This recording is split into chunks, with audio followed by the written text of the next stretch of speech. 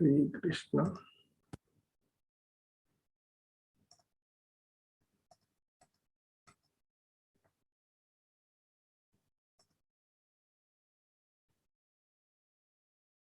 హరే కృష్ణ అండి అందరికి. సో ఈరోజు ఈ కార్యక్రమానికి ఇస్కాన్ మంగళూరు వారి తరపున మీ అందరికీ స్వాగతం తెలియజేస్తున్నాము. భగవద్గీత యథాతథము అవగాహన లెవెల్ 2 కార్యక్రమానికి సో మీ అందరికీ మరొకసారి స్వాగతం తెలియజేస్తున్నాము. ఈరోజు భగవద్గీత యథాతథంలోని 16వ అధ్యాయమైనటువంటి దైవాసుర సంపద్విభాగ యోగము అనేటువంటి అధ్యాయాన్ని మనం ఈరోజు చూడబోతూ ఉన్నాము. సో నిన్న అంటే సాటర్డే రోజు 15వ అధ్యాయమైనటువంటి పురుషోత్తమ యోగముని పూర్తి చేయడం జరిగింది. సో ఈరోజు ఆ 16వ అధ్యాయమైనటువంటి దైవాసుర సంపద్విభాగ యోగమును చూడబోతూ ఉన్నాము. మొదటిగా ప్రార్థన. ఓం అజ్ఞానతిమిరాంధస్య జ్ఞానాంజనశలాకయా చక్షుర్మిలితం యేన తస్మై శ్రీ గురవే నమః. శ్రీ చైతన్య మనోభీష్టం స్థాపితం యేన భూతలే స్వయం రూపః కదా మహ్యం దదాతి స్వపదాంతికం. వందేహం శ్రీ గురు శ్రీయుతపదకమలం శ్రీ గురూన్ వైష్ణవాంశ శ్రీరూపం సాగ్రజాతం సహగణ రఘునాథాన్వితం తం సజీవం సాద్వైతం సావధూతం పరిజన సహితం కృష్ణ చైతన్య దేవం శ్రీ రాధాకృష్ణ పాదాన్ సహగణ లలితా శ్రీ విశాఖాన్వితాంశ. నమా ఓం విష్ణుపాదాయ కృష్ణ ప్రేష్టాయ భూతలే శ్రీమతే భక్తి వేదాంత స్వామి ఇతి నామినే. నమస్తే సారస్వతీ దేవే గౌరవాణి ప్రచారిణి నిర్విశేష శూన్యవాది పాశ్చాత్య దేశతారిణి. హే కృష్ణ కరుణా సింధో దీనబంధో జగత్పతే గోపేశ గోపికా కాంత రాధా కాంత నమోస్తుతే. తప్త కాంచన గౌరాంగీ రాధే బృందావనేశ్వరి వృషభానుసుతే దేవి ప్రణమామి హరిప్రియే. వాంఛాకల్పతరుభ్యశ్చ కృపా సింధుభ్య ఏవ చ పతితానాం పావనేభ్యో వైష్ణవేభ్యో నమో నమః. జయ శ్రీ కృష్ణ చైతన్య ప్రభు నిత్యానంద శ్రీ అద్వైత గదాధర శ్రీవాసాది గౌర భక్త బృంద. హరే కృష్ణ కృష్ణ కృష్ణ హరే హరే. హరే రామ రామ రామ హరే హరే. హరే కృష్ణ కృష్ణ కృష్ణ హరే హరే. హరే రామ రామ రామ హరే హరే. హరే కృష్ణ కృష్ణ కృష్ణ హరే హరే.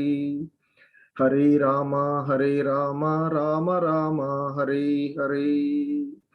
హరే కృష్ణ.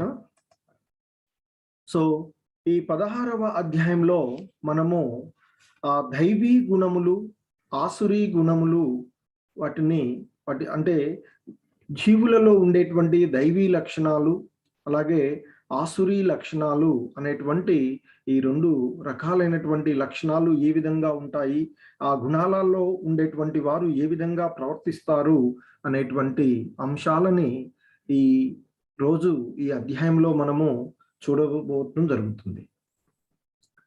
సో ఈ అధ్యాయంలోని మొదటి 3 శ్లోకాలలో ఆ కృష్ణ భగవానుల వారు ఆ దైవీ గుణములను అంటే జీవులలో ఉండేటువంటి మానవులలో ఉండేటువంటి ఆ దైవీ గుణాలని ఆయన తెలియచేస్తూ ఉన్నారు.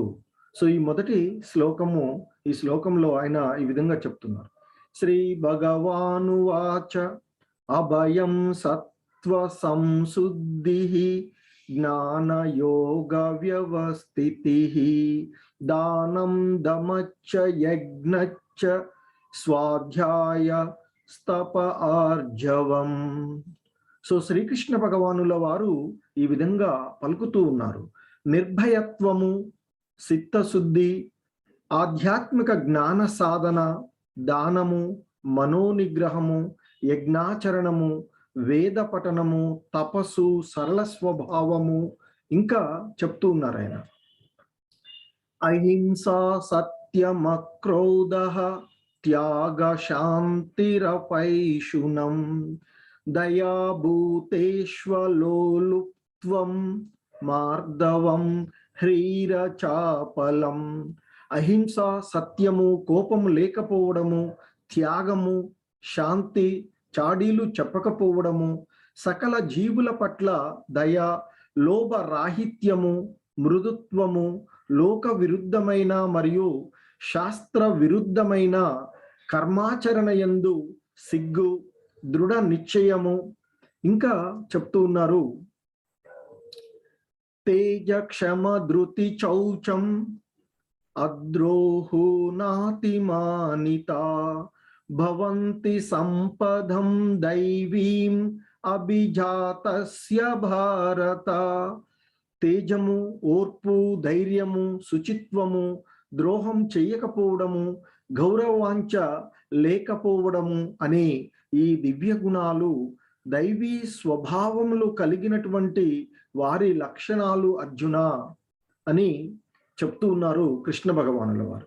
సో అంటే ఇక్కడ ఆయన ఈ 3 శ్లోకాలలో ముఖ్యంగా ఆ భగవానుల వారు చెప్తున్నాడు, ఓ భరతవంశీయుడా, నిర్భయత్వము, స్వీయ స్థితి పవిత్రీకరణము, ఆధ్యాత్మిక జ్ఞాన సాధనము, అలాగే దానము చేసేటువంటి స్వభావము, ఆత్మ నిగ్రహము, యజ్ఞాచరణము, వేదాధ్యయనము, తపస్సు, సరళత్వము, అహింస, సత్యసంధత, క్రోధ రాహిత్యము, ఇక్కడ క్రోధ రాహిత్యము, త్యాగము, శాంతి, తప్పులు పట్టడానికి విముఖత, అంటే ఇతరుల యొక్క తప్పులు పట్టడంలో విముఖతను కలిగి ఉండడము, అలాగే సకల జీవుల పట్ల దయ, లోభ రాహిత్యము, మృదుత్వము, అలాగే సిగ్గు, అలాగే దృఢ నిశ్చయము, అలాగే తేజసము, క్షమాగుణము, ధైర్యము, శుచిత్వము, అసూయ రాహిత్యము, గౌరవవాంఛ లేకపోవడము అనేటువంటి దివ్య గుణాలు ఏవైతే ఉన్నాయో అవి దైవీ స్వభావమును కలిగిన వారి, అంటే ధర్మపరాయణులైనటువంటి వ్యక్తులకు చెందినటువంటి లక్షణాలు అర్జున అంటూ ఆయన చెప్తూ ఉన్నారు.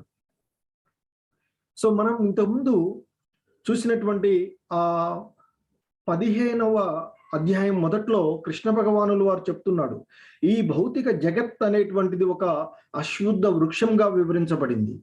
సో ఆ వృక్షంలో చిక్కుకొనిపోయినంటే ఈ భౌతిక జగత్తులో చిక్కుకొనిపోయినటువంటి వాడు ఒక శాఖ నుండి మరొక శాఖలోకి నిరంతరం మారుతూ ఉంటాడు. అంటే ఈ జనన మరణ చక్రాలలో చిక్కుకొనిపోవడం జరుగుతూ ఉంటుంది. కానీ ఎవరైతే ఆ అశ్వత్థ వృక్షాన్ని, అంటే ఈ సంసార సాగరము అనేటువంటి అశ్వత్థ వృక్షాన్ని వైరాగ్యము అనేటువంటి ఖడ్గం ద్వారా ఖండించి వేస్తారో తర్వాత ఈ జగత్తునంతటిని పోషించి రక్షిస్తూ ఉన్నటువంటి వాడు, అనాది నుండి ఉన్నటువంటి వాడిని తెలుసుకొని అతని యొక్క ఆ ధామాన్ని చేరుకోవడముకి ప్రయత్నం చేయాలి అని చెప్పారు. అలాగే ఇంకా ఆయన చెప్తున్నారు, ఆ అశ్వత్థ వృక్షము నుండి కొన్ని అదనపు వేళ్ళు వస్తాయి, వాటిలో కొన్నేమో మంగళప్రదమైనవి ఉంటవి, కొన్నేమో అమంగళమైనటువంటి ఉన్నాయి. అంటే అవన్నీ కూడా ఈ జీవులు చేసేటువంటి కర్మలు. మనం చేసేటువంటి కర్మలలో కూడా కొన్ని మంగళప్రదమైనవిగా ఉంటాయి, కొన్నేమో అమంగళంగా ఉన్నటువంటి కర్మలుని చూడడం జరుగుతూ ఉంటుంది. సో కనుకనే ఇక్కడ ఆయన ఈ విషయాలను చెప్తున్నారు. అలాగే ఈ అధ్యాయంలోని ఈ 3 శ్లోకాలలో దైవీ లక్షణాలు, దైవీ గుణాలు అంటే ఏమిటి అనేటువంటి అంశాలని ఆయన వివరించడం జరిగింది. సో ఇక్కడ శ్రీల ప్రభుపాదుల వారు ఈ లక్షణాలలో ఉండేటువంటి వాటికి వివరణ చాలా బాగా ఇచ్చారు. సో వీటిని ఒక్కసారి చదువుదాము. ఎవరైనా చదువుతానేటువంటి వాళ్ళు కొన్ని పేరాలు చాలా ఉంది ఇది. సో కాబట్టి హ్యాండ్స్ రైజ్ చేస్తే మాతాజీ మనం అవకాశం ఇద్దాం. హరే కృష్ణ. హరే కృష్ణ అండి.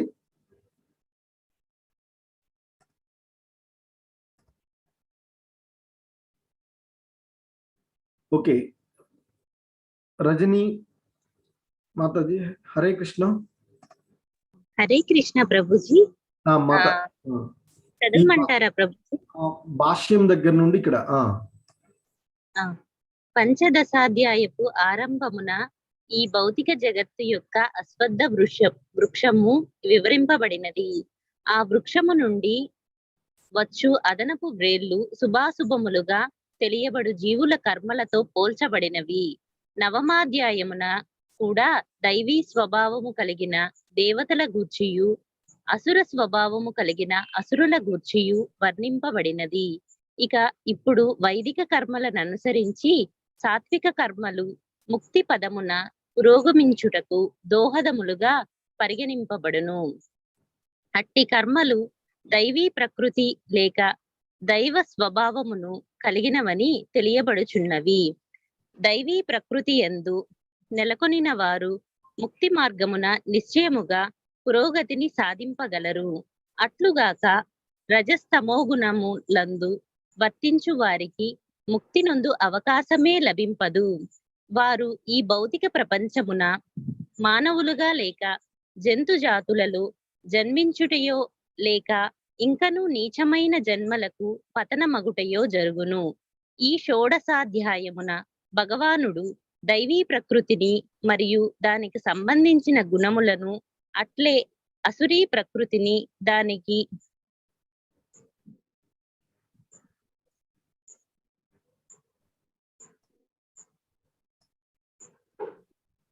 హరే కృష్ణ మాతాజీ, దానికి సంబంధించిన గుణములను వర్ణించుచున్నాడు.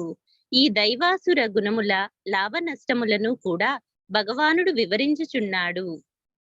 దైవీ గుణములతో లేక దైవీ ప్రవృత్తులతో జన్మించిన వానిని సూచించు అభిజాతస్య అను పదము మిక్కిలి ప్రధానమైనది. ధార్మిక వాతావరణమున శిశువును ఉత్పాదించుట వైదిక ధర్మ గ్రంథములలో గర్భాధాన సంస్కారముగా పేర్కొనబడినది. తల్లిదండ్రులు తమకు దైవీ గుణములు గల శిశువు కావాలనని వాంఛించినచో మానవ సంఘ జీవనమునకై ఉద్దేశించబడిన 10 సంస్కారములను తప్పక పాటింపవలెను. సత్సంగానార్థము కొరకు గల కామము శ్రీకృష్ణుడికి ప్రాతినిధ్యము వహించునని మనము ఇదివరకే భగవద్గీత నుండి ఎరిగియుంటిమి. అనగా సంభోగ ప్రక్రియ కృష్ణ చైతన్యముతో కూడియున్నచో అది తప్పు కాదు. కనుక కృష్ణ చైతన్యవంతులైన భక్తులు జంతువులైన శునకములు మార్జాలముల వలె సంతానమును పొందక సంతానము జన్మించిన పిదప కృష్ణ చైతన్యవంతులగునట్లుగా తయారు చేయవలెను. శ్రీకృష్ణ చైతన్యమునందు నెలకొనిన తల్లిదండ్రులకు జన్మించు సంతానము యొక్క అదృష్టమిదియే. హరే కృష్ణ మాతాజీ, ఒక నిమిషం. ఓకే, సో వేరే వాళ్ళకైనా ఇద్దాం తర్వాత. ఓకే, హరే కృష్ణ. సో ఇక్కడ మనకి ఇంతకుముందే చెప్పుకున్నట్లుగా నిన్న అంటే అంతకుముందు చూసినటువంటి ఆ 15వ అధ్యాయంలో ఆయన చెప్పారు అశ్వత్థ వృక్షమును వివరించబడింది. అంటే ఈ సంసార సాగరం ఏదైతే ఉందో అది అశ్వత్థ వృక్షము అని, దాని నుండి వచ్చేటువంటి ఆ అదనపు వేళ్ళు ఏవైతే ఉన్నాయో అవి ఈ జీవులు చేసేటువంటి కర్మలు. ఆ కర్మలు కొన్ని మంగళప్రదమైనవి ఉంటాయి, కొన్నేమో అమంగళకరమైనవిగా ఉండేటువంటి అవకాశం ఉంటుందని. అలాగే అంతకుముందు చూసినటువంటి ఆ 9వ అధ్యాయంలో కూడా మనకి ఆయన ఆ 9వ అధ్యాయంలో దైవీ స్వభావము అంటే కలిగినటువంటి దేవతలను గురించి, అలాగే ఆసుర స్వభావము కలిగినటువంటి అసురులను గురించి, అంటే రాక్షసులు, సురలు అసురలు అని చెప్తుంటారు. దితి అతిథి అనేటువంటి వీరిద్దరి యొక్క కుమారులు అని చెప్తారు. సో కాబట్టి వీరిలో ఆ సురలు అనేటువంటి వారు సుగుణాలను కలిగి అంటే దైవ లక్షణాలను కలిగినటువంటి వారు, అసురులు అంటే రాక్షస స్వభావాలను కలిగినటువంటి వారుగా వర్ణించబడింది. అలాగే ఇక్కడ ఈ గుణాలలో మనకి ప్రకృతి సాంగత్యంలో ఉండేటువంటి గుణాలలో ప్రకృతి త్రిగుణాలైనటువంటి సత్వ రజో తమో గుణాల గురించి ప్రస్తావించుకోవడం జరిగింది. ఆ సత్వగుణంలో ఉండేటువంటి వారు సాధారణంగా వారు చేసేటువంటి కర్మలన్నీ కూడా దైవ స్వభావంలాగా ప్రశాంతంగా ఉంటున్నాయి. కనుక వారు ఆ దైవీ స్వభావమునందు నెలకొని ఉండడం వల్ల ముక్తి పొందేటువంటి మార్గంలో వారు పురోగతిని సాధించగలుగుతారు అని చెప్తున్నారు. అలా కాకుండా ఎవరైతే ఆ రజో తమో గుణాలలో ఉంటున్నారో వారు ఆ ముక్తి మార్గాన్ని తెలుసుకోలేక ఈ సాధారణంగా ఈ జనన మరణాలలో అంటే ఈ మానవ జాతులలోనూ లేదా వారు ఇంకా తమో గుణాల సంబంధంలోనూ ఆ రజోగుణ సంబంధంలోనూ ఇమిడిపోవడం వల్ల వారు చేసేటువంటి ఆ అధమమైనటువంటి పనులు, అమంగళకరమైనటువంటి పనుల వల్ల ఇంకా మానవుల కంటే కూడా అధమ స్థితులలోకి అంటే జంతువులలోకి, క్రిమి కీటకాలలోకి వాళ్ళు జన్మలు తీసుకోవడం జరుగుతూ ఉంటుంది అని చెప్తూ ఉన్నారు. అలాగే ఆ భగవంతుడు ఈ అధ్యాయంలో ఆయన దైవీ ప్రకృతి అలాగే ఆసురీ ప్రకృతి అంటే దైవ లక్షణాలు, ఆసురీ స్వభావాలను గురించి ఈ అధ్యాయంలో, అలాగే ఆ లక్షణాలు కలిగి ఉండడం వల్ల కలిగేటువంటి లాభ నష్టాలను కూడా భగవంతుడు ఈ అధ్యాయంలో మనకి వివరిస్తూ ఉన్నారు. సాధారణంగా దైవీ గుణాలతో జన్మించినటువంటి అభిజాతస్య అంటే జన్మించడము, ఇక్కడ జన్మ తీసుకోవడము అనేటువంటి మీనింగ్ వస్తుంది. సో కాబట్టి అంటే లేదా పుట్టిన వానికి అనేటువంటి మీనింగ్ వస్తుంది. సో ఆ విధంగా జన్మ తీసుకున్నటువంటి వారు, పుట్టినవారు అంటే దైవీ గుణాలతో పుట్టినటువంటి వారు లేదా దైవీ ప్రకృతులలో జన్మించినటువంటి వారు ఎవరైతే ఉన్నారో వారు ఆ వైదిక గ్రంథాలు అంటే ఇక్కడ వారు పుట్టడానికి దీనికి మనకి అంతకు ముందు కూడా ఈ హిందూ సాంప్రదాయాలలో గర్భధారణ మహోత్సవాలు అనేటువంటివి ఉంటాయి. ఒక మంచి సమయాలలో సానుకూలమైనటువంటి సమయంలో తల్లిదండ్రులుగా ఉండేటువంటి వారిని ఆ గర్భధారణకు ముహూర్తాలు తీసుకునేటువంటి వారు. ఆ సమయాల్లో గర్భధారణ జరిగినటువంటి శిశువులు ఆధ్యాత్మికంగా వారు అంటే మంచి సక్రమమైనటువంటి మార్గంలో ఆ దైవీ లక్షణాలను కలిగి అంటే సత్సంతానంను కలిగి వారు ఆ భగవంతుని గురించి తెలుసుకునేటువంటి విధంగా ఉంటుంది అని చెప్తారు. అందుకనే ఆ కృష్ణ చైతన్యంతో కూడినటువంటి మైథున క్రియలు ఏదైతే ఉన్నాయో అంటే సంతాన ఉత్పత్తికి కావలసినటువంటి ఆ మైథున క్రియలు కూడా తప్పు కాదు అని చెప్తూ ఉన్నారు ఇక్కడ శ్రీల ప్రభుపాదుల వారి యొక్క భాష్యంలో. అలాగే ఆ కృష్ణ చైతన్యమైనటువంటి భక్తులు వారి యొక్క సంతానము సాధారణంగా ఇలా ఏదైతే మామూలుగా ఉండేటువంటి కుక్కలు, పిల్లులు వలె సంతానం అంటే ఆ జంతువులు కూడా సంతానాన్ని పొందుతూ ఉంటాయి. కానీ ఆ సంతానాన్ని సక్రమమైనటువంటి మార్గంలో అవి పెంచలేవు. కనుక ఈ కృష్ణ చైతన్యంలో ఉండేటువంటి వారు వారికి జన్మించినటువంటి సంతానము అదృష్టంగా అంటే ఆ భగవంతుని ధ్యాసలో ఉండే విధంగా ఉంటారు అని చెప్తుంటారు. హరే కృష్ణ. మిగతా ఇంకెవరైనా హ్యాండ్ రైజ్ చేస్తే మిగతా చూద్దాం. హరే కృష్ణ.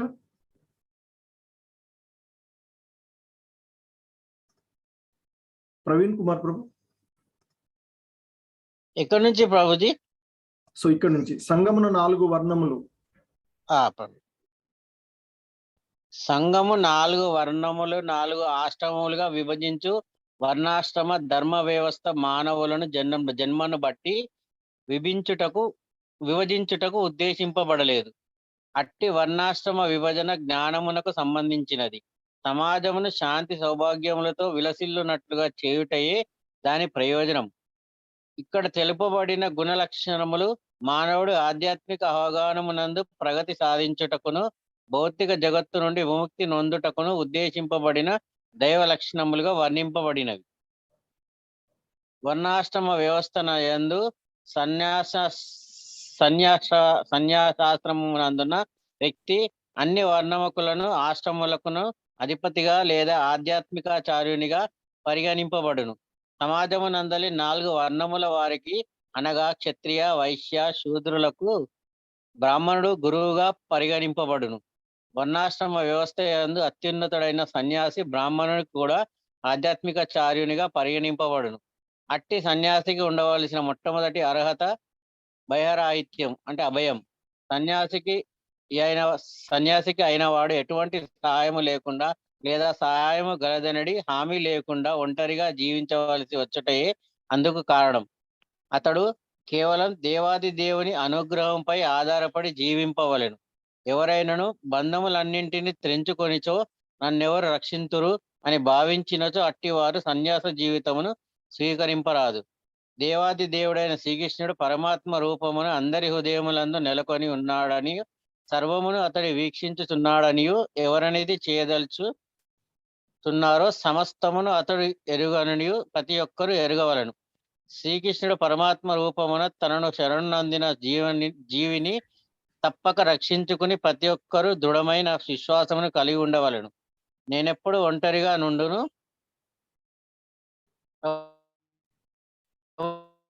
పైగలరు కొంచెం. అన్నాను ప్రభు. ప్రతి ఒక్కరూ దృఢమైన విశ్వాసమును కలిగి ఉండవలను. నేనెప్పుడు ఒంటరిగా నుండును. కీకారణ్యమును నేను వసించినను శ్రీకృష్ణుడు నాతో కూడి ఉండు నన్ను అన్ని విధముల రక్షించును అని ప్రతి ఒక్కరు భావింపవలను. అట్టి విశ్వాసమే అభయం లేక భయం లేకుండుట ఎనబడును.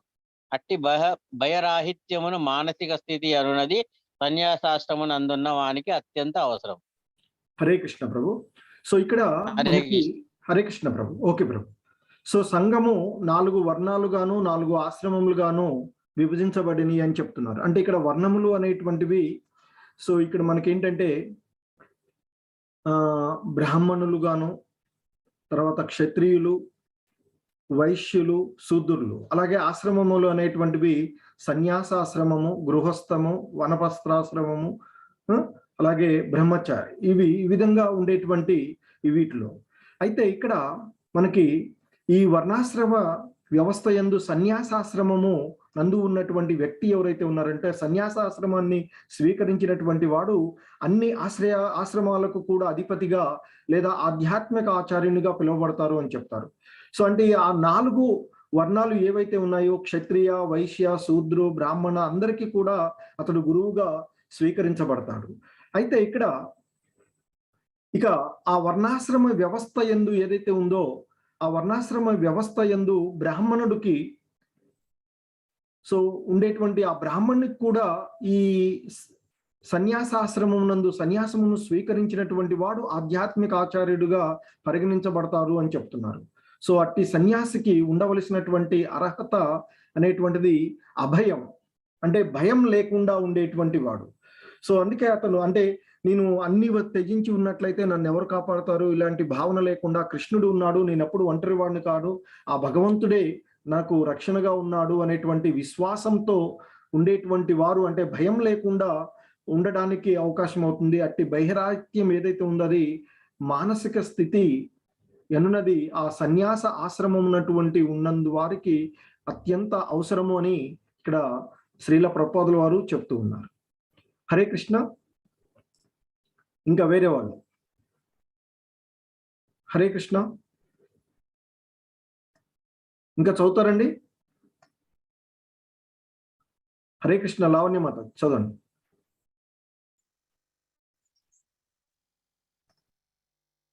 హరే కృష్ణ ప్రభుజీ. మాత చదవండి. సత్వ సంశుద్ధి పిమ్మట సన్యాసి తన జీవితమును పవిత్రము చేసుకొనవలెను. సన్యాసాశ్రమమునందు పాటించవలసిన నియమ నిబంధనలనేకము గలవు.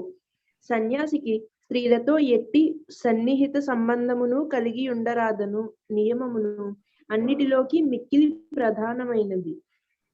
ఏకాంత ప్రదేశమున స్త్రీతో సంభాషించుట అతనికి నిషేధింపబడినది. శ్రీ చైతన్య మహాప్రభువు ఆదర్శవంతుడైన సన్యాసి.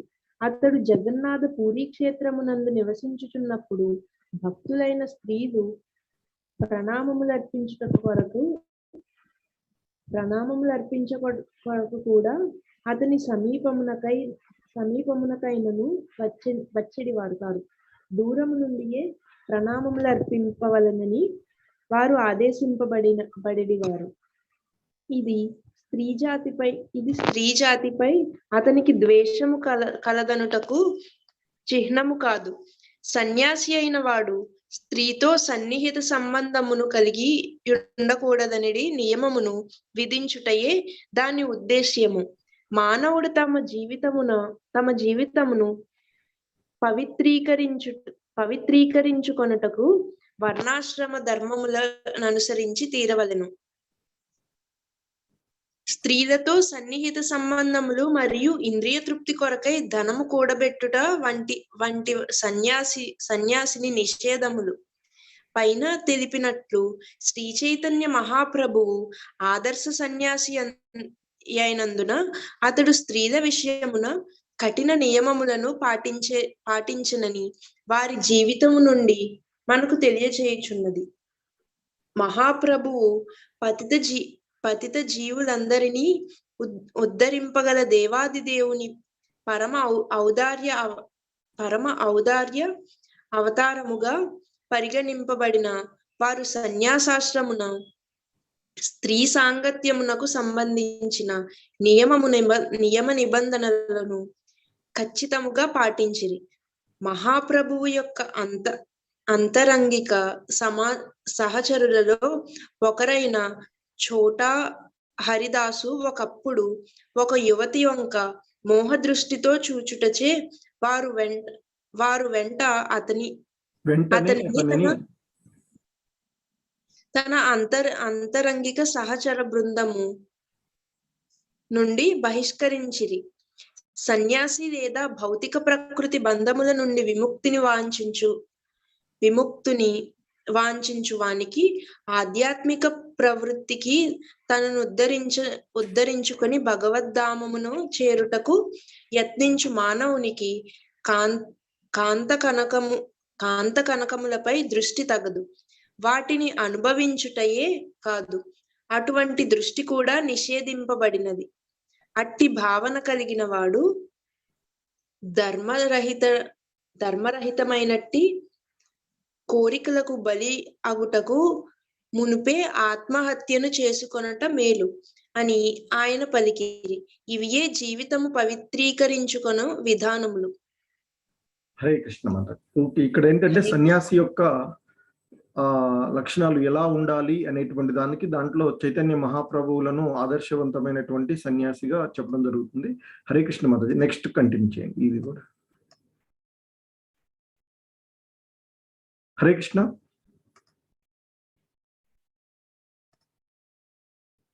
ఇంకెవరిని చదువుతారా మాతాజీ? ప్రభుజీ ఒక్క నిమిషం మాతాజీ. ఓకే, మీరు వదిలేయండి మాతాజీ. శ్రీనివాసులు. హరే కృష్ణ. శ్రీనివాసులు ప్రభు. హరే కృష్ణ ప్రభుజీ. చదవండి. ఇక తదుపరి విషయము జ్ఞానయోగ వ్యవస్థితి అనగా ఆధ్యాత్మిక జ్ఞాన సముపార్తనము. ఆధ్యాత్మిక అభ్యుదయమునకు సంబంధించిన తమ నిజ జీవితమును విస్మరించి ఉండేటి గృహస్థులకు మరియు ఇతరులకు జ్ఞానము పంచుట కొరకే సన్యాసి జీవితం ఉద్దేశింపబడినది. వాస్తవమునకు సన్యాసి తన జీవనాధారము కొరకై ఇంటింటికి వెళ్లి భిక్షాటన చేయవలేను. దీని అర్థము అతడు భిక్షకుడని కాదు. ఆధ్యాత్మిక స్థితి యందు నెలకొనిన వ్యక్తికి కావాల్సిన లక్షణములలో వినమ్రత అన్నది కూడా ఒకటి. భిక్ష నేపమును గృహస్థులను కలిసి వారి అందరి కృష్ణ చైతన్యమును జాగృతము చేయుటయే వారి ఉద్దేశము, కానీ భిక్షను స్వీకరించుట కాదు. ఇది ఏ సన్యాసి ధర్మము. సన్యాసి నిజముగా ఆధ్యాత్మిక పురోగతిని సాధించినచో ఆధ్యాత్మికాచారుని ఆజ్ఞను పొంది కృష్ణ చైతన్యమును గురించి సర్వులకు అవగతమగినట్లు ప్రచారము చేయవలెను. కానీ అతడు అట్లు అంతగా ఆధ్యాత్మిక పురోగతిని సాధించి ఉండకపోయినచో సన్యాసాశ్రమం స్వీకరింపరాదు.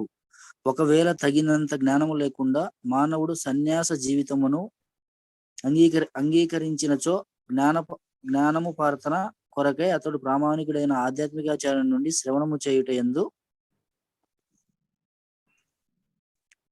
పూర్తిగా నెలకొని ఉండవలేను. సన్యాసి నిర్భయుడై సత్వ సంశుద్ధి యందు పవిత్రతను జ్ఞానయోగమునందు స్థితుడై ఉండవలేను. హరే కృష్ణ. సో ఇక్కడ సన్యాసికి అనేటువంటి వాడు జ్ఞాన సమపార్జనము అనేటువంటిది అతడి యొక్క ముఖ్య ఉద్దేశ్యము అని చెప్తున్నారు. అంటే ఆధ్యాత్మికమైనటువంటి అభ్యుదయము అతని యొక్క నిజ జీవితమును, అంటే ఆ గృహస్థులకు వారి దగ్గరికి వెళ్ళి భిక్షాటన తీసుకునేటువంటి సమయంలో వారికి జ్ఞానాన్ని పంచడం, తను పొందినటువంటి ఆ జ్ఞానాన్ని ఆ గృహస్థ ధర్మంలో ఉండేటువంటి వారికి పంచడమే ఆ భిక్షాటన యొక్క ముఖ్య ఉద్దేశ్యంగా చెప్తూ ఉన్నారు ఇక్కడ ఈ ఆధ్యాత్మిక విషయాలలో. సో ఒకవేళ అతడు అంతగా ఆధ్యాత్మిక పురోగతిని సాధించి ఉండకపోయినట్లయితే ఆ సన్యాసాశ్రమాన్ని స్వీకరించరాదు అని చెప్తున్నారు. సో కనుక ఇక్కడ అంటే జ్ఞాన సముపార్జన, పూర్తిగా పరిపూర్ణమైనటువంటి జ్ఞానమును పొందినటువంటి వాడు మాత్రమే ఆ సన్యాస ఆశ్రమమును స్వీకరించాలి అని చెప్తున్నారు. సో అది ఆ సన్యాస ఆశ్రమము అంటే అభయము అటువంటి ఆ నిర్భయత్వము అనేటువంటి విషయాలను గురించి తెలియజేసింది. అలాగే ఇక మనము ఆ దైవీ లక్షణాలలో తదుపరి అంశమైనటువంటి దానము. సో హరే కృష్ణ. ఇక తదుపరి అంశము దానము.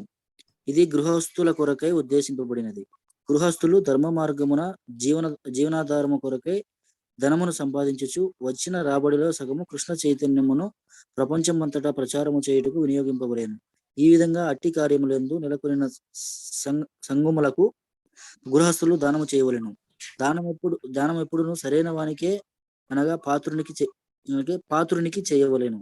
గీత యందు మున్ముందు వివరింపబడినట్లు దానము సత్వ రజో తమో గుణములకు సంబంధించి 3 రకములుగా నుండును.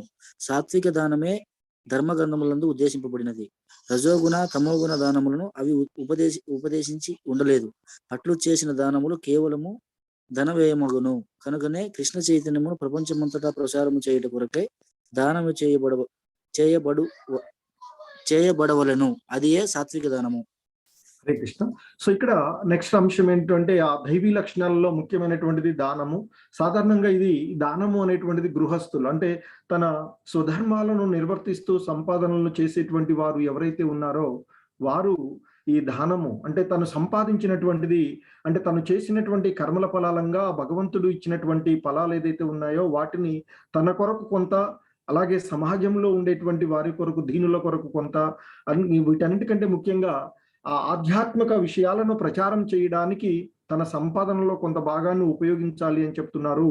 అలాగే ఇచ్చేటువంటి దానము సరైనటువంటి వారు, సాధారణంగా మనం దానం చేసేటువంటిది డబ్బు రూపంలో కాకుండా అంటే ఇతరులకు ఇవ్వదలుచుకున్నప్పుడు మామూలుగా చిన్నపిల్లలకు, స్త్రీలకు, లేదా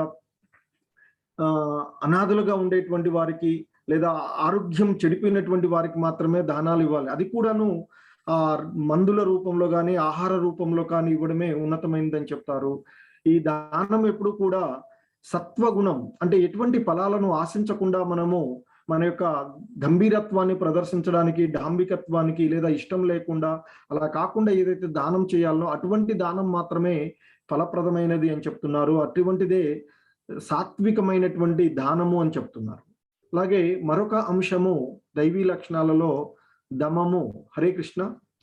నెక్స్ట్ జ్యోత్స్న మాతాజీ. హరే కృష్ణ ప్రభుజీ. మాతాజీ. ఇక దమము ఆత్మ నిగ్రహమునకు సంబంధించినంత వరకు అది అన్ని ఆశ్రమముల వారికి ఉద్దేశింపబడును. గృహస్థుల కొరకు ప్రత్యేకముగా ఉద్దేశింపబడినది. భార్యయున్న గృహస్థుడు అనవసరమగు సంభోగము కొరకై ఇంద్రియములను వినియోగింపరాదు. దానిని కేవలము సంతానమును పొందుట కొరకై వినియోగింపవలను.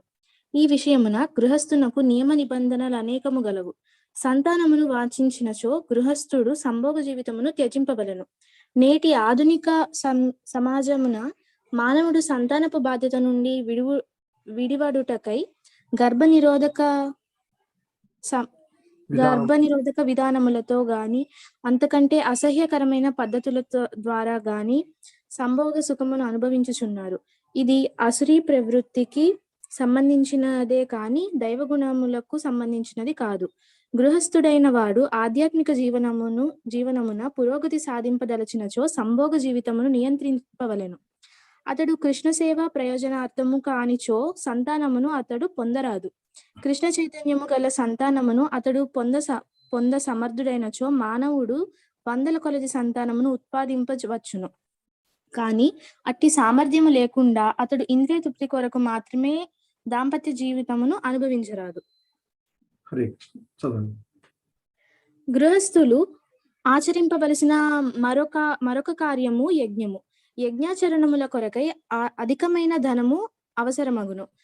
బ్రహ్మచర్యము, వానప్రస్థము, సన్యాసము వంటి ఆశ్రమముల వారి వద్ద ధనం ఉండదు. వారి భిక్షాటనచే జీవింతురు. కనుకనే గృహస్థునకు వివిధములైన యజ్ఞములు నిర్దేశింపబడినవి. వైదిక గ్రంథముల యందు చెప్పబడినట్లు అగ్నిహోత్రాది అగ్నిహోత్రాది వంటి అనేక యజ్ఞములను వారు నిర్వర్తింపవలెను. కానీ నేటి ఆధునిక కాలమున అట్టి యజ్ఞములు మిక్కిలి వ్యయముతో కూడిన వగుటచే ఏ గృహస్థునకైనను వానిని నిర్వహించుట సాధ్యము కాదు. కనుకనే ఈ యుగమునకు నిర్దేశింపబడిన సంకీర్తన యజ్ఞము అత్యుత్తమమైన యజ్ఞమని తెలుపబడినది. హరే కృష్ణ కృష్ణ కృష్ణ హరే హరే, హరే రామ రామ రామ హరే హరే అని చేయబడు కృష్ణనామ సంకీర్తన యజ్ఞమునంది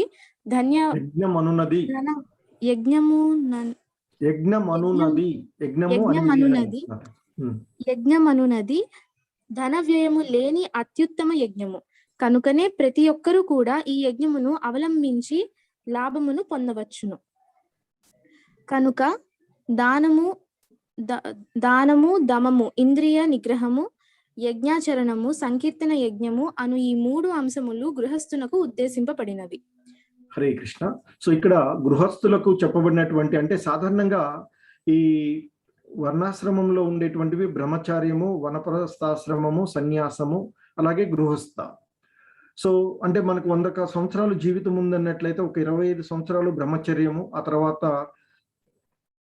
25 సంవత్సరాలు అంటే 50 సంవత్సరాల వరకు గృహస్థ ధర్మము, ఆ తర్వాత 50 నుంచి 75 సంవత్సరాల వరకు వానప్రస్థము, ఆ తర్వాత 75 నుండి మిగిలిన జీవితం అంతా కూడా సన్యాస ఆశ్రమము అని చెప్తూ ఉంటుంటారు. సో సాధారణంగా బ్రహ్మచర్యంలో ఉన్నప్పుడు కానీ, అలాగే ఈ వానప్రస్థంలో ఉన్నప్పుడు కానీ, సన్యాసంలో ఉన్నటువంటి సమయాల్లో వారికి ఎటువంటి సంపదలు ఉండవు, కనుక ఉండకూడదు వాస్తవానికి. బట్ ఇప్పుడు ఉన్నటువంటి పరిస్థితులలో వేరువేరుగా ఉంటున్నాయి. ఈ గృహస్థులు వీరిని పోషించాలి అనేటువంటి ఒక భావన ఉంటూ ఉంటుంది. సో అందుకనే సాధారణంగా బ్రహ్మచర్యులు కానీ లేదా సన్యాసులు కానీ వీరు ఆ భిక్షాటనం చేసి జీవితం గడుపుతూ ఉంటారు. అలాగే సాధారణంగా ఇంకా ఈ గృహస్థులు చేయవలసినటువంటివి అగ్నిహోత్రాదులు వంటి యజ్ఞ యాగాదులు చేయడం అనేటివి. కానీ ఈ కాలంలో ఆ యజ్ఞ యాగాలు చేయడం అనేటువంటిది చాలా ఖర్చుతో కూడుకున్నటువంటిది. కనుక ఈ కలియుగానికి ఆ చైతన్య మహాప్రభువుల వారు ప్రచారం చేసినటువంటి నామ సంకీర్తన యజ్ఞమే మహోన్నతమైనది, అత్యున్నతమైనటువంటి యజ్ఞము, ఆ సంకీర్తన యజ్ఞము. అదే హరే కృష్ణ మహామంత్రం జపం. హరే కృష్ణ కృష్ణ కృష్ణ హరే హరే, హరే రామ రామ రామ హరే హరే అని అంటూ ఆ భగవంతుని యొక్క దివ్య నామాలను జపించడం ద్వారా ఆ యజ్ఞ యాగాలు చేసినటువంటి ఫలితాలన్నీ కూడా పొందవచ్చు అని చెప్తూ ఉంటుంటారు. హరే కృష్ణ. ఇంకా ఎవరిని చదువుతారండి? వేరే లేదంటే మాతాజీ కంటిన్యూ చేస్తాం. హరే కృష్ణ.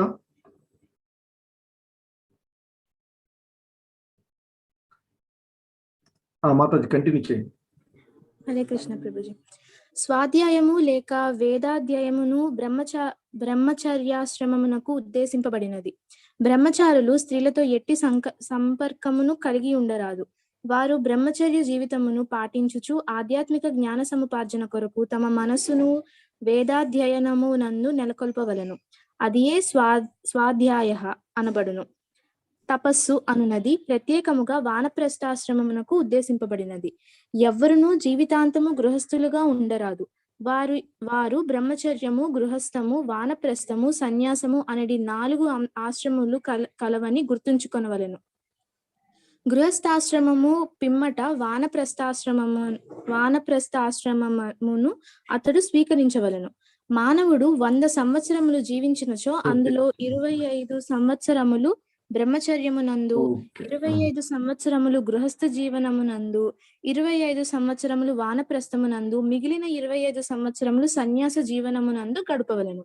ఇవి వైదిక సంప్రదాయమునకు సంబంధించిన నియమ నిబంధనలు. కనుక గృహస్థ జీవితమును విడిచి వానప్రస్థమును స్వీకరించువాడు దేహము, మనస్సు, జిహ్వలకు సంబంధించిన నియమ నిబంధనను అభ్యసించవలెను.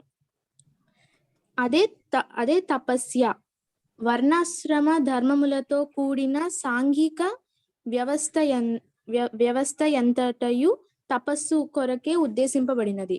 ఎందుకనగా తపస్సు లేకుండా మానవుడు ముక్తిని సాధింపజాలడు.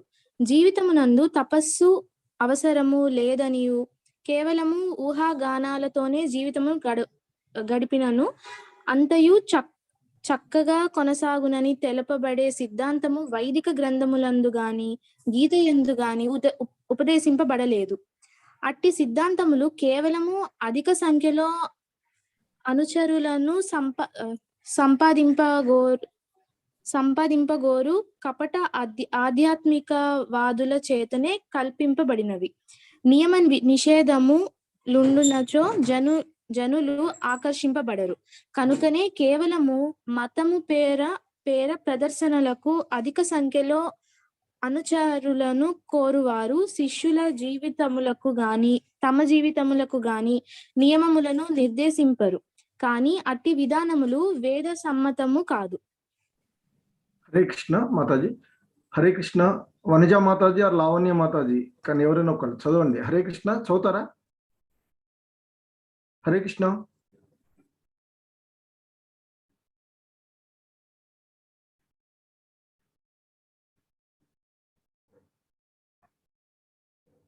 లావణ్య మాతాజీ హరే కృష్ణ. హరే కృష్ణ ప్రభుజీ. మాతాజీ చదవండి.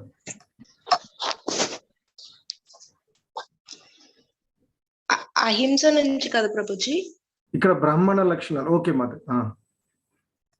బ్రాహ్మణ లక్షణమైన ఆర్జవమునకు సంబంధించినంత వరకు ఏదో ఒక ఆశ్రమమునకు చెందిన వారికే కాకుండా బ్రహ్మచర్య, గృహస్థ, వానప్రస్థ, సన్యాసాశ్రమములకు చెందిన ప్రతి ఒక్కరూ ఈ నియమములను అనుసరింపవలెను.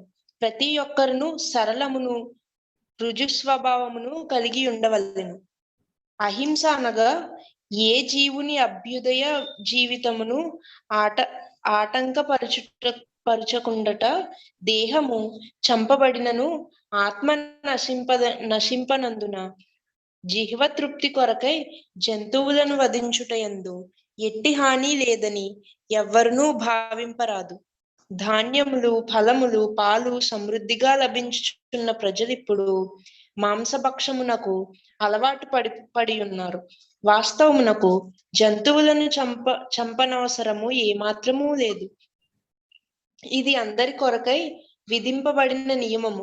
మరొక గత్యంతరము లేక జంతువును చంపవలసి వచ్చినను దానిని యజ్ఞమునందు అర్పింపవలెను. ఏమైనను మానవులకు తగినంత ఆహారము లభించుచున్నప్పుడు ఆధ్యాత్మిక అనుభూతి మార్గమునందు పురోగతి సాధింపగోరువారు జంతువుల పట్ల ఎట్టి హాని తలపెట్టరాదు.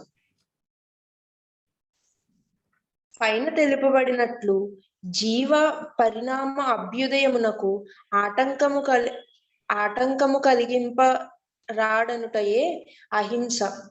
అహింస యొక్క నిజమైన అర్థము. పరిణామ సిద్ధాంతమును అనుసరించి జంతువులు కూడా ఒక జాతికి చెందిన జంతు జీవితము నుండి మరొక జీవితమునకు మార్పు చెందుచు మానవ జన్మను పొందుటకై అభ్యుదయ పదమును కొనసాగించుచుండును. ఒకవేళ అవి చంపబడినచో వాని అభ్యుదయమునకు ఆటంకము కలుగును.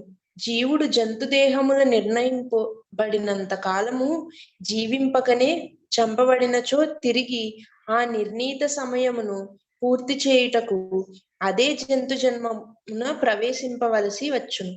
అటు పిమ్మటనే జీవుడు ఉన్నతమైన మరొక జాతి దేహమును పొందగలదు. కనుకనే మానవుడు తమ జిహ్వాతృప్తి కొరకై వాటి అభ్యుదయమునకు ఆటంకము కలిగింపరాదు. ఇదియే అహింస అనబడును. హరే కృష్ణ మాతాజీ. హరే కృష్ణ ప్రభు. శివనాగు ప్రభు. హరే కృష్ణ. హరే కృష్ణ ప్రభుజీ. సత్యమనగా స్వలాభము కొరకై ఎవరును సత్యమును వక్రీకరింపకుండుట వైదిక గ్రంథంలో ఎందుకు కొన్ని కఠినమైన నియమములున్నను వాటి అర్థమును ప్రయోజనమును ప్రామాణిక ఆధ్యాత్మికాచార్యుని సహాయంతో అభ్యసింపబడేను. అదే వేదములు నెరగవలసిన విధానము. తృతీయ అనగా ప్రామాణికాచార్యుల నుండి శ్రవణం చేయుట. వేదములందలి విషయమునకు ఎవ్వరును స్వలాభము కొరకై తాము ఇచ్చానుసారము వివరణ కల్పింపరాదు. భగవద్గీత అందలి మూల శ్లోకములకు కూడా విరుద్ధ అర్థము చెప్పి వాక్యానములు అనేకము గలవు. కనుక ఎవరైనాను పదము యొక్క యథార్థ భావమునే ప్రకటింపవలేను. అంతేకాకుండా అతడు ఏ అర్థమును ప్రామాణికాచార్యుని నుండి అభ్యసించి ఉండవలేను. ఆక్రోధమునగా క్రోధమును నిగ్రహించుట. క్రోధము కలిగేలా ప్రేరేపింపబడిన మానవుడు సహనశీలి అయి ఉండవలేను. ఎందుకనగా ఒకసారి క్రోధమునకు గురి అయినచో మానవుని దేహమంతయు మలినమగను. కోపము రజోగుణము మరియు కామమును ఫలితమైనందున ఆధ్యాత్మిక స్థితి యందు నెలకొని ఉండువాడు క్రోధము నుండి తనను తాను నిగ్రహించుకోవలేను. అపైస్తునము అనగా మానవుడు ఇతరుల దోషముల నుండి నెనుకొండుట లేక అనవసరము ఇతరులను సరిదిద్దుటకు ప్రయత్నింపకుండుట. ఒక దొంగను దొంగ అని పిలుచుట దోషము నెన్నుట కాదు, కానీ సత్యవంతుడి దొంగ అని పిలుచుట ఆధ్యాత్మికంగా పురోగమించు వానికి అపరాధము కాగలదు. హ్రీ అనగా పిలుచుట ఆధ్యాత్మికంగా పురోగమించు వానికి అపరాధము అతడు హేయమైన ఎట్టి కార్యమును చేయరాదనియు అని భావము. ఆచాపలము అనగా మానవుడు ఏ ప్రయత్నమైనను కలతనందుకుండుట లేక నిరాశ చెందుకుండుట. ఏదైనా ప్రయత్నమునందు అపజయము కలిగినను మానవుడు దాని కొరకే చింతింపరాదు. సహనము మరియు ద్రోణ నిశ్చయము కూడా అతడి పురోభివృద్ధిని సాధింపవలేను. ఇక్కడ ప్రయోగింపబడిన తేజస్సు అను పదము క్షత్రియునికి ఉద్దేశింపబడినది. క్షత్రియులు అన్నప్పుడు బలవంతులై బలహీనులై రక్షించుట కొరకై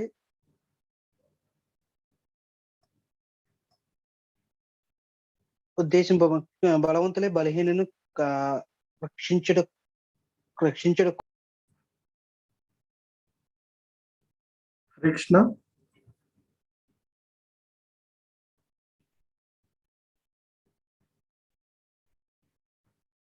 ఓకే, హరే కృష్ణ. ఇక్కడ మనకి అక్రోధము అంటే కోపము లేకుండా ఉండడము, అలాగే ఇంతకుముందు సత్యము అనేటువంటి పదాలు కొన్ని చెప్పడం జరిగిందంటే ఎప్పుడు కూడా స్వలాభం కొరకైనా కానీ ఇతరులను అంటే ఇతరులు చెప్పినటువంటి మాటలను వక్రీకరించకుండా ఉండడమే సత్యము అని చెప్తారు.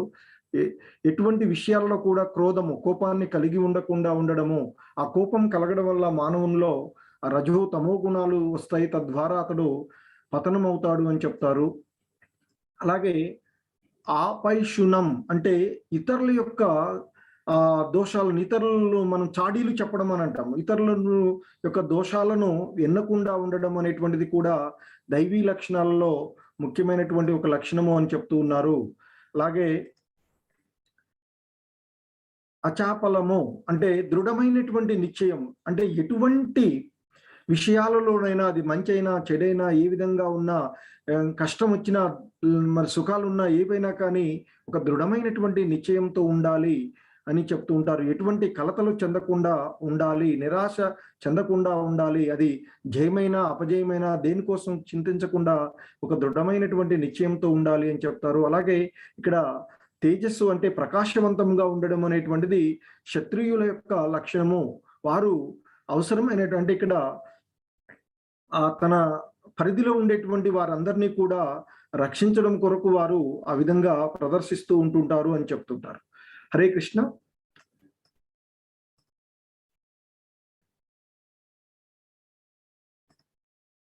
శ్రీనివాసులు ప్రభు చదువుతారా క్లాస్? ఓకే ప్రభు. శౌచము అనగా మనసు మరియు దేహములకే కాకుండా వ్యవహార కార్యకలాపములందు కూడా సుశిత్యము కలిగి ఉండుట. ముఖ్యంగా ఇది వైశ్యులకు సంబంధించినది. వారు ఎన్నడను నల్ల బజారులో వ్యాపారమును చేయరాదు. నాతామానిత అనగా గౌరవమును ఆశింపకుండుట. ఇది శ్రామిక తరగతికి చెందిన శూద్రులకు సంబంధించినది. వేదములను అనుసరించి శూద్రులు 4 వర్ణములకు సంబంధించిన వారిలో చివరి వారుగా పరిగణింపబడుదురు. కనుక వారు అనవసరమైన గౌరవమును పొందినప్పుడు గర్వపడక తమ స్థితి యందు తాముండవలేను. సంఘ వ్యవస్థను సక్రమంగా కొనసాగించుటకై ఉన్నత వర్ణముల వారి పట్ల గౌరవ మర్యాదలను చూపుట శూద్రుల ధర్మము. పైన పేర్కొనబడిన ఈ 26 లక్షణములు దైవగుణ లక్షణములు. ఇది వర్ణాశ్రమ ధర్మమునందలి భిన్న స్థితులను అనుసరించి అభ్యసింపవలేను. సారాంశం ఏమనగా భౌతిక పరిస్థితుల దుర్భరముగా ఉన్నను. హరే కృష్ణ. ఓకే అండి. భౌతిక పరిస్థితులు సక్రమంగా లేకపోయినా కానీ వారు సక్రమంగా అంటే జీవన విధానాల్లో సక్రమంగా ఉండాలి అని సూచిస్తున్నారు. సో ఆ విధంగా ఆ 26 లక్షణాలు అనేటువంటివి ఈ దైవీ లక్షణాలలో చెప్పడం జరిగింది. సో ఆ విధంగా ఆ లక్షణాలను కలిగి ఉండడము అనేటువంటిది దైవీ లక్షణాలు అని చెప్తున్నారు. ఆ తర్వాత 4వ శ్లోకంలో ఆసురీ లక్షణాలను గురించి కృష్ణ భగవానుల వారు వివరిస్తున్నారు. దంభో దర్పోభిమాన చ క్రోధ పౌరుష్యమేవ చ అజ్ఞానం చాభిజాతస్య పార్థ సంపదం మాసురీం. ఆయన అంటున్నారు, ఓ పార్థ, గర్వము, పొగరు, దురహంకారము, క్రోధము, మొరటుతనము, అజ్ఞానము అనేవి ఆ ఆసురీ స్వభావాలు కలిగిన వారి యొక్క లక్షణాలు అర్జున అంటూ ఆ రాక్షస స్వభావాలు ఇంతకుముందు చెప్పినటువంటి 26 కూడా దైవీ లక్షణాలు కాగా, ఇక గర్వము, పొగరు, దురహంకారము, క్రోధము, మొరటుతనము, అజ్ఞానము అనేవి ఆ రాక్షస స్వభావము కలిగిన వారి లక్షణాలు అర్జున అంటూ చెప్తున్నారు. సో సాధారణంగా ఈ ఆసురీ స్వభావాలు కలిగినటువంటి వారు ఈ నియమాలను పాటించరు అని చెప్తున్నారు. ధర్మం యొక్క 4 పాదాలు, 4 స్తంభాలుగా చెప్పబడేటువంటివి దయాభావము, నిఢారంభము, శుచిత్వము, నిజాయితీ అనేటువంటివి ఈ ఆసురీ స్వభావాలు కలిగినటువంటి వారిలో ఉండవు అని చెప్తారు. సాధారణంగా దైవీ స్వభావాలను కలిగినటువంటి వారు ఈ 4 రెగ్యులేటివ్ ప్రిన్సిపల్స్ ని పాటించాలి అని చెప్తుంటారు. అంటే దయా స్వభావాన్ని కలిగి ఉండాలి, అంటే జీవహింస చేయకుండా, నో మీట్ హీటింగ్. అలాగే నిఢారంభంగా ఉండాలి అని చెప్తారు, అంటే ఎటువంటి విషయాలకి బానిసలు కాకుండా ఉండాలి, అంటే నో ఇంటాక్సిఫికేషన్, మత్తు పానీయాలకు కానీ మత్తు పదార్థాలకి అలవాటు కాకుండా ఉండడము అని చెప్తారు. అలాగే శుచిత్వము, క్లీన్లీనెస్, అంటే ఇక్కడ అక్రమ సంబంధాలను కలిగి ఉండకుండా ఉండడము అనేటువంటిది సూచిస్తూ ఉంటుంది. అలాగే నో గ్యాంబ్లింగ్, నిజాయితీగా ఉండడం, సత్యాన్ని పలకడము అనేవి, ఇవి 4 రెగ్యులేటివ్ ప్రిన్సిపల్స్ గా చెప్పబడుతూ ఉంటాయి. సో ఇస్కాన్ లో చెప్పేటువంటి ముఖ్యమైనటువంటి ఈ రెగ్యులేటివ్ ప్రిన్సిపల్స్, వీటిని పాటించాలి అని చెప్తుంటారు.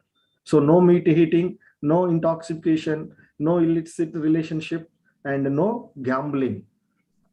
సో సాధారణంగా ఇప్పుడు ఉండేటువంటి చూసినట్లయితే మనకి నేటి వ్యవస్థలో ప్రతి కుటుంబం కూడా ఈ అజ్ఞానం వల్ల, రజో తమో గుణాల వల్ల వారందరూ కూడా ఒక సక్రమమైనటువంటి విధంగా ఉండకుండా కలతలతో కూడినటువంటి కుటుంబాలుగా ఉంటాయి అని చెప్తున్నారు. ఎవరైతే ఆధ్యాత్మికంగా ఉంటారో వారు, అంటే ఆ భక్తి భావనలో ఉండేటువంటి వాడు, కృష్ణుడు అంటే ఆ దేవాది దేవుడు కేంద్ర బిందువుగా ఉన్నటువంటి కుటుంబం ఎప్పుడు కూడా కలిసి ఉండేటువంటి కుటుంబంగా ఉంటుంది. తద్వారా వారందరూ కూడా కలిసి హాయిగా ఆధ్యాత్మికంగా వృద్ధి చెందేటువంటి జీవన విధానాన్ని కలిగి ఉన్నటువంటి వారుగా ఉంటారు అని చెప్తుంటారు. అలాగే ఇంకా చెప్తూ ఉన్నారు, దైవీ సంపద్విమోక్షాయ నిబంధాయాసురీమత మాసు చ సంపదం దైవీం అభిజాతోసి పాండవ.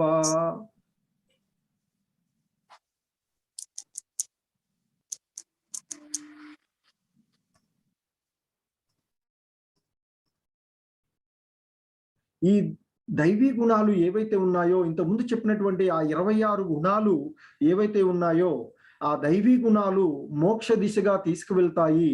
అంటే ఆధ్యాత్మికంగా వారు పురోగమించడం వల్ల ఆ భగవంతుడి యొక్క దివ్యధామాన్ని చేరుకునే విధంగా, ఆ జీవుడి యొక్క పరమగమ్యమైనటువంటి మోక్షాన్ని పొందే విధంగా ఆ దైవీ గుణాలు తీసుకువెళ్తాయి. కానీ ఆసురీ గుణములు బంధములలో చిక్కుకొని పోవడానికి కారణమవుతాయి. అంటే ఈ ఆసురీ గుణాలను కలిగి ఉండడం వల్ల వారు ఈ భవబంధనాలలో చిక్కుకొని పోయి, నేను ఇంతకుముందు చూసినటువంటి ఆ అశ్వత్థ వృక్షము అనేటువంటి ఈ భౌతిక సాగరంలో భవబంధనాలలో చిక్కుకొని పోయి వారు చేసేటువంటి కర్మల ద్వారా ఆ అశ్వత్థ వృక్షము అనేటువంటి భౌతిక ప్రపంచంలో ఒక శాఖ నుండి మరొక శాఖ కంటే, ఒక జన్మ నుండి మరొక జన్మలోకి వారు ఈ సంసార సాగరంలో పడిపోతూ ఉంటుంటారు అని చెప్తుంటారు. సో అందుకే ఆయన అంటున్నాడు, దైవీ గుణములు మోక్ష దిశగా తీసుకువెళ్తాయి, కానీ ఆసురీ గుణములు బంధంలో చిక్కుకొని పోవుటకు కారణమవుతాయి. ఓ పాండుతనయ, నీవు దైవీ గుణములతోనే జన్మించావు కనుక విచారింపకు. సో అర్జునుడికి పాపాలు అంటుతాయి, తర్వాత యుద్ధం చేస్తే వారిని హింసించడము అనేటువంటి కొన్ని భావనలలో ఉన్నాడు కదా. సో అందుకే చెప్తున్నాడు, ఆయన చాలా కరుణతో ఉన్నటువంటి వాడుగా ఉన్నాడు. ఎందుకంటే తనకు ఇబ్బంది కలిగించిన వారిపైన యుద్ధం చేయడానికి వెనుకాడుతూ ఉన్నటువంటి వాడు. అందుకే ఆయన అంటున్నాడు, ఓ అర్జున, నీవు భయపడవకు, నీవు దైవీ లక్షణాలతోనే జన్మించావు కనుక నీవు నీ యొక్క కర్తవ్యంగా యుద్ధం చేయవయ్యా అని ఆయన్ని చెప్తూ ఉన్నారు. ఇంకా ఆయన అంటున్నారు కృష్ణ భగవానుల వారు, ఓ అర్జున, ఈ లోకంలో ప్రాణులు రెండు రకాలు, ఒకరు దైవీ గుణములు కలవారు, మరొకరు ఆసురీ గుణములు కలిగినటువంటి వారు. సో దైవీ గుణముల దైవీ స్వభావం గురించి వివరంగా ఇదివరకే చెప్పాను, ఇక ఆసురీ గుణముల గురించి చెప్తాను విను అర్జున అంటూ చెప్తున్నారు. ఎందుకంటే ఆ దైవీ గుణాలు యొక్క వివరణ 26 రకాలైనటువంటి దైవీ గుణాల యొక్క లక్షణాలని ఆయన వివరించడం జరిగింది. సో ఇక ఈ ఆసురీ గుణాలు యొక్క కలిగినటువంటి వారు ఏ విధంగా ప్రవర్తిస్తారు, వారి యొక్క లక్షణాలు ఏంటి అనేటువంటి విషయాలని ఆయన చెప్తూ ఉన్నారు. ప్రవృత్తించ నివృత్తించ జనాన విదురాసురాః న చౌచం నాపి చాచారో న సత్యం తేషు విద్యతే. సో ఈ అసుర స్వభావము కలిగినటువంటి వాళ్లకు, ఎవరైతే ఆ రాక్షస స్వభావాలను కలిగి ఉంటారో వారికి, ఆ అసురులకు ఇక్కడ చేయదగినదేదో చేయకూడనిది ఏదో తెలియదు. వాళ్ళలో శుచిత్వము, సదాచారము, సత్యము గాని వారిలో కనిపించవయ్యా అర్జున అంటూ ఆ ఆసురీ స్వభావాలు కలిగినటువంటి వారి గురించి, వారి యొక్క లక్షణాలను ఆయన తెలియచేస్తున్నారు. అంటే ఈ రాక్షస స్వభావాలు కలిగినటువంటి వారికి ఏది చేయాలి, ఏది చేయకూడదు అనేటువంటి విషయం కూడా వారు సరిగా అవగాహన చేసుకోలేరు అని చెప్తున్నారు. వారిలో ఆ శుచిత్వము ఉండదు అని చెప్తున్నారు. ఒక సదాచారాలు ఉండవు, ఒక శుచిత్వం, శుభ్రత ఉండదు. ఎప్పుడు కూడా ఏదో విధంగా ఉంటారు.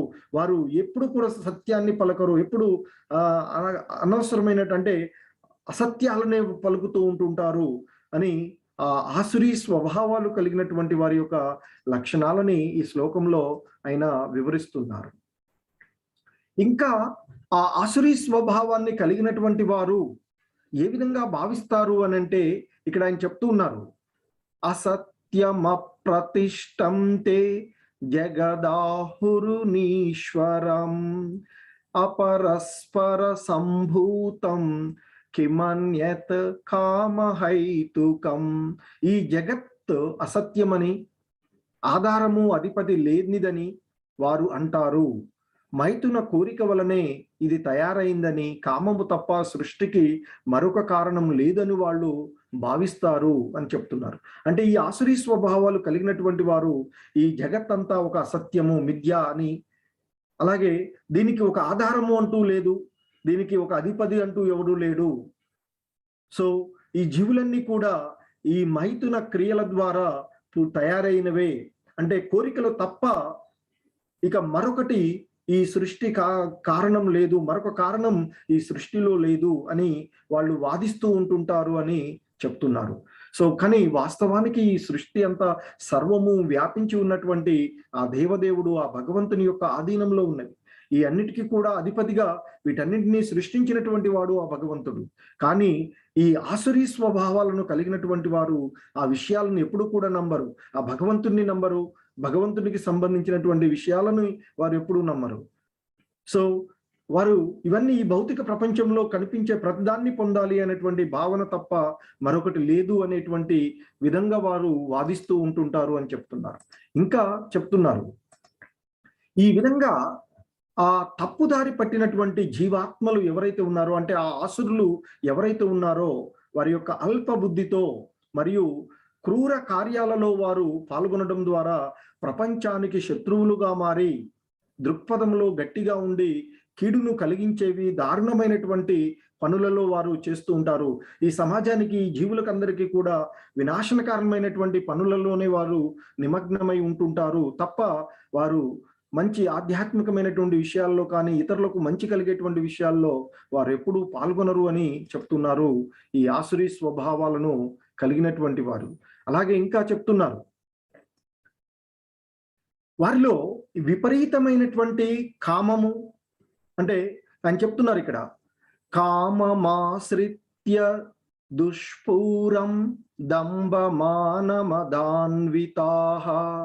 మదగృహీత్వా సద్గ్రాహాన్ ప్రవర్తంతే శుచివ్రతాః. విపరీతమైనటువంటి కామము, దంభము, దురభిమానంతో నిండి గర్వము మరియు అహంకారంతో ఈ ఆసురీ లక్షణములు కలవారు తప్పుడు సిద్ధాంతాలను పట్టుకొని ఉంటారు.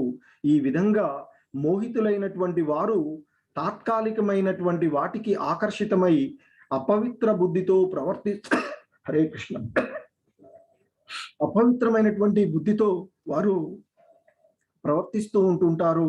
ఆ రెగ్యులేటివ్ ప్రిన్సిపల్స్ ని పాటించకుండా ఆ అపవిత్రమైనటువంటి పనులలో వారు ఎల్లప్పుడూ నిమగ్నమై ఉంటుంటారు అని చెప్తూ ఉన్నారు.